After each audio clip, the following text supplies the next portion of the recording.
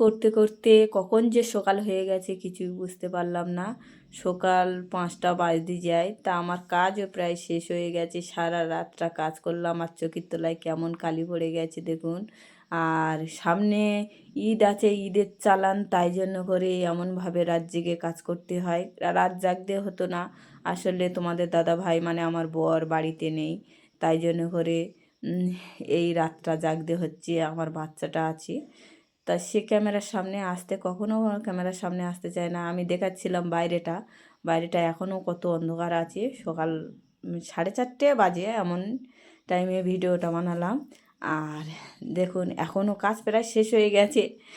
আর আমার বাচ্চা ক্যামেরার সামনে আসবে না, সে কখনোই ক্যামেরার সামনে। তবে আজকের বলছি, আমার বর যদি ঘরে থাকতো, মানে তোমার দাদাভাই যদি ঘরে থাকতো, আমার এত কষ্ট সে কখনোই সহ্য করতে পারতো না, আর কখনোই আমাকে সারা রাত জাগতে দিত না।